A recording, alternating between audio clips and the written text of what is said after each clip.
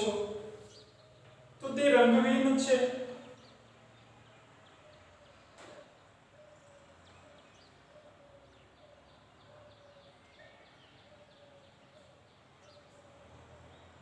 તીવ્ર ખટાશયુક્ત વાસ ધરાવતું પ્રવાહી છે.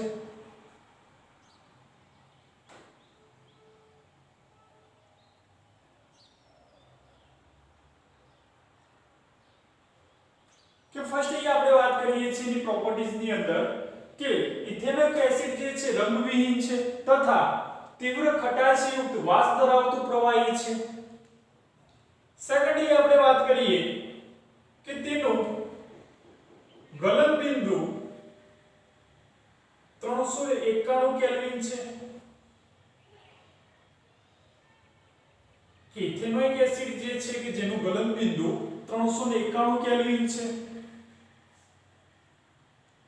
થર્ડ પોઈન્ટ એ આપણે વાત કરીએ કે તેનું ઉત્કલન બિંદુ 290 કેલ્વિન જેટલું નીચું હોવાથી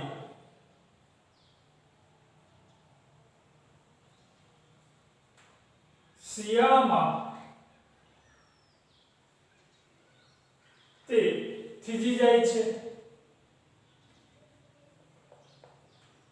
શિયાળામાં તે થીજી જાય છે.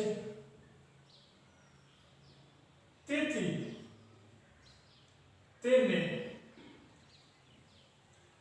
ગ્લેસિયસ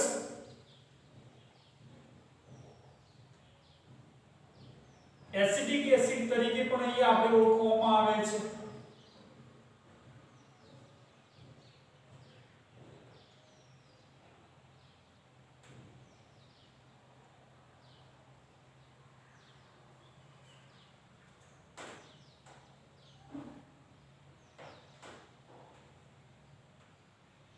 તો વિદ્યાર્થી મિત્રો અહીં આપણે વાત કરીએ મેઈન પોઈન્ટ કે ઇથેનોઇક એસિડ જે છે કે જેનું ઉત્કલન બિંદુ જે છે કે 290 કેલ્વિન જેટલું નીચું હોવાથી શિયાળામાં તથા ઠંડી આબોહવામાં તે થીજી જાય છે એટલે કે જામી જાય છે. તેથી તેને અહીં આપણે બીજું નામ અહીં આપણે કહીએ છીએ ગ્લેસિયસ એસિડિક એસિડ તરીકે પણ અહીં આપણે ઓળખી શકીએ છીએ.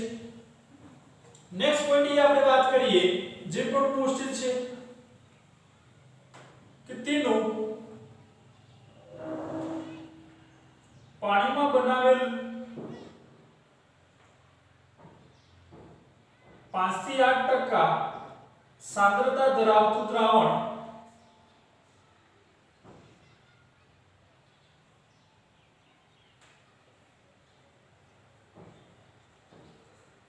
કે જેને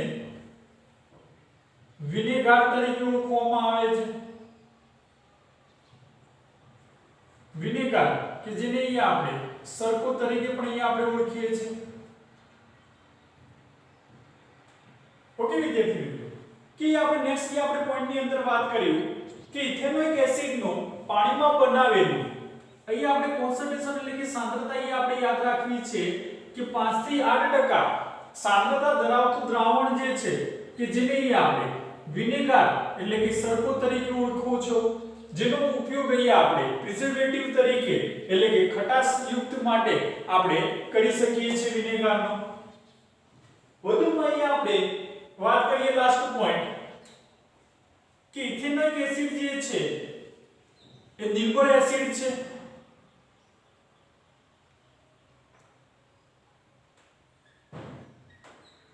પરંતુ હાઇડ્રોક્લોરિક એસિડ HCl જે પ્રબળ એસિડ છે.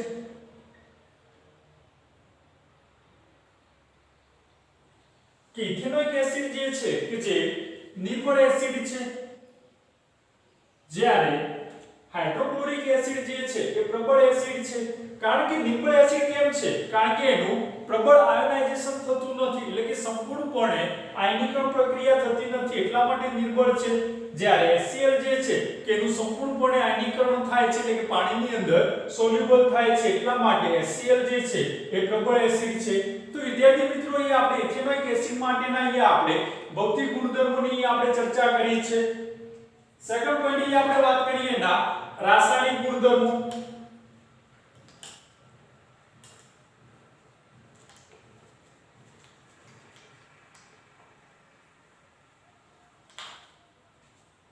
તો એના રાસાયણિક ગુણધર્મોની અંદર અહીં આપણે ફર્સ્ટ વાત કરીએ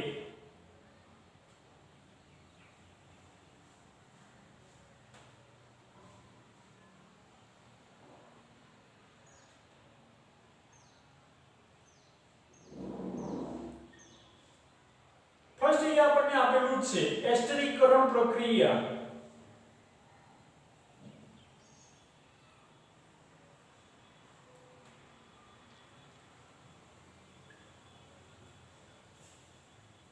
જે મોસ્ટ ટાઈપિક ક્વેશ્ચન તરીકે છે,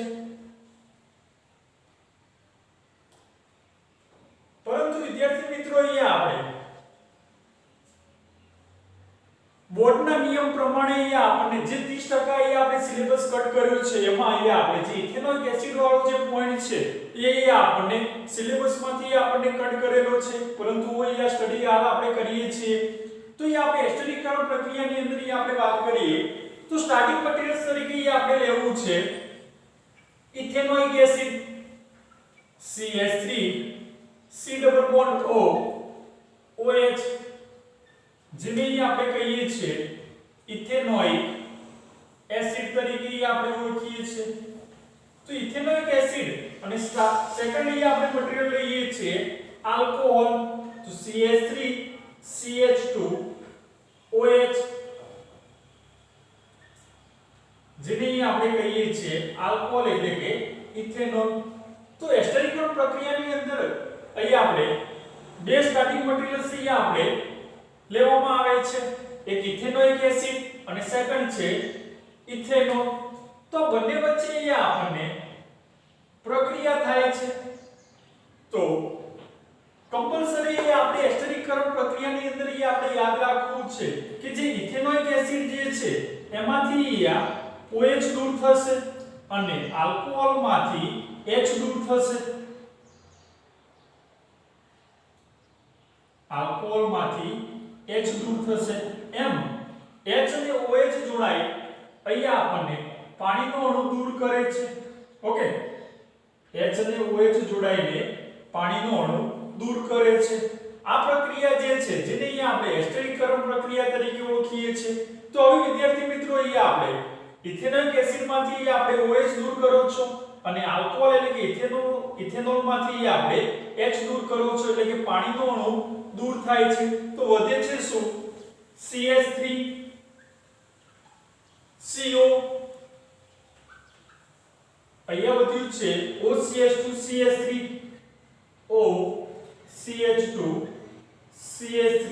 ઓકે, અને આપણે H2 અહીંયા આપણે ત્યાં લખો અથવા તો અહીંયા આપણે લખી શકીએ છીએ. તો અહીંયા આપણને પ્રોડક્ટ મળે છે કે જેની અંદર અહીંયા આપણને C ડબલ ગ્રુપ મળે છે એટલે કે એસ્ટર ગ્રુપ મળે છે. એટલા માટે આ પ્રક્રિયાને અહીંયા આપણે એસ્ટરીકરણ પ્રક્રિયા તરીકે અહીંયા આપણે ઓળખી શકીએ છીએ. તો વિદ્યાર્થી મિત્રો અહીંયા આપણે ખાસ યાદ રાખવું છે કે ઇથેનોઇક એસિડમાંથી OH અને આલ્કોહોલમાંથી H એમ પાણીનો અણુ દૂર થાય છે અને અહીંયા આપણને ઇથાઇલ ઇથેનોઇડ નિપજ મળે છે જેનું નામ છે ઇથાઇલ ઇથેનોઇડ. કે આ જે છે કે નંબર ઓફ 2 કાર્બન છે એટલા માટે એની અંદર અહીંયા આપણે આઇલ પૂર્વક લગાવીએ છીએ એટલે કે ઇથાઇલ ગ્રુપ છે અને અહીંયા નંબર ઓફ 2 કાર્બન છે એટલે કે ઇથેન તો છે બટ અહીંયા આપણને એસ્ટર ગ્રુપ આપેલું છે. જો એસ્ટર ગ્રુપ આપેલું હોય ક્રિયાશીલ સમૂહ એસ્ટર છે તો એની અંદર અહીંયા આપણે OH પૂર્વક લગાવીએ છીએ તો ઇથાઇલ અને આની અંદર અહીંયા આપણે ઇથેન વત્તા OH એટલે કે ઇથેનોઇડ થશે. તો આપણું ફૂલ ફોર્મ અહીંયા આપણને થશે આઈયુસીએલ નામકરણ ઇથાઇલ ઇથેનોઇડ થશે. સેકન્ડલી આપણે વિદ્યાર્થી મિત્રો પ્રોબેબિલિટીની અંદર આપણે વાત કરીએ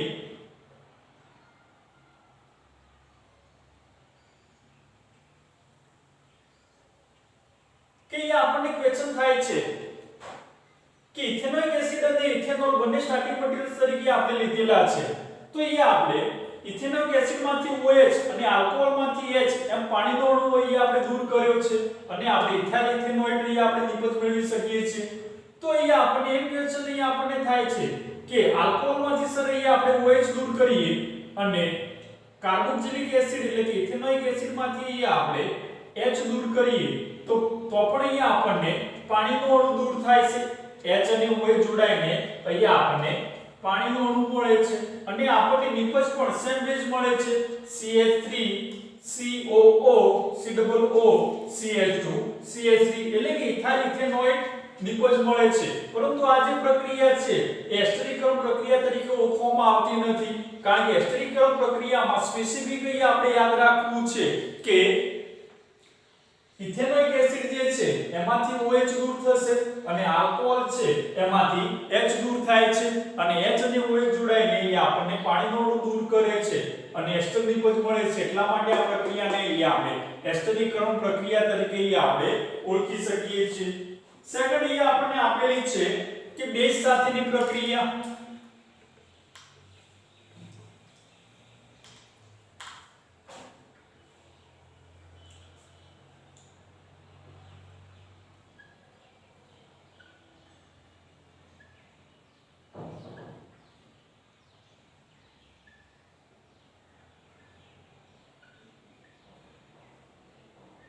સેકન્ડ એ આપણને કેમિકલ પ્રોપર્ટીઝ આપેલી છે બેઝ સાથેની પ્રક્રિયા. તો એની અંદર પણ સ્ટાર્ટિંગ મટીરીયલ્સ તરીકે આપણે ઇથેનોઇક એસિડ આપણે લેવામાં આવે છે અને બેઝ તરીકે આપણે NaOH લઈએ છીએ. તો NaOH એટલે કે સોડિયમ હાઇડ્રોક્સાઇડ અને ઇથેનોઇક એસિડ વચ્ચે આપણે જ્યારે પ્રક્રિયા કરવામાં આવે છે ત્યારે આ જે છે ઇથેનોઇક એસિડ જે છે એમાંથી આપણે OH દૂર કરવામાં આવે છે અને આલ્કોહોલ જે છે એ NaOH જે છે તો NaOH માંથી H દૂર થાય છે. ઓકે કે ઇથેનોઇક એસિડ અને બેઝ આપણે NaOH લીધેલો છે તો ઇથેનોઇક એસિડ માંથી OH અને NaOH માંથી H એમ પાણીનો અણુ દૂર થાય છે.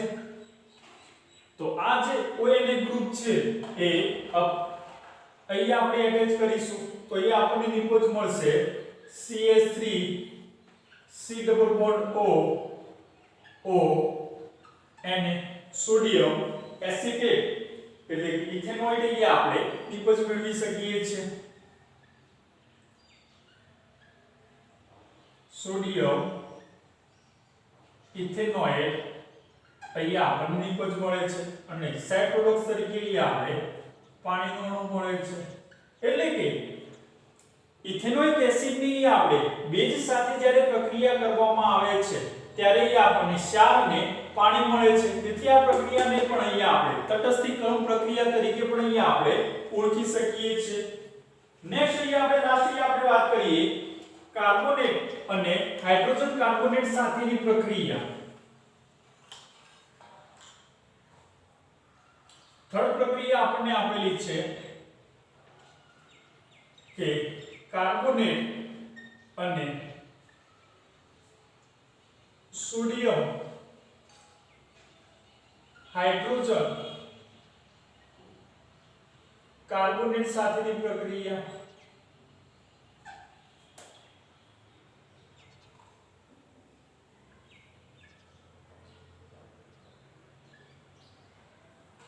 તો ये આપણે વિદ્યાર્થી મિત્રો કે સોડિયમ હાઇડ્રોજન કાર્બોનેટ સાથે આપણે જ્યારે પ્રક્રિયા કરવામાં આવે છે ઇથેનોઇક એસિડની કે ઇથેનોઇક એસિડની આપણે સોડિયમ હાઇડ્રોજન કાર્બોનેટ NaHCO3 જેને આપણે કહીએ છીએ સોડિયમ હાઇડ્રોજન કાર્બોનેટ જે ખાવા માટેના સોડા છે જે ખાવાના સોડા તરીકે આપણે ઓળખીએ છીએ.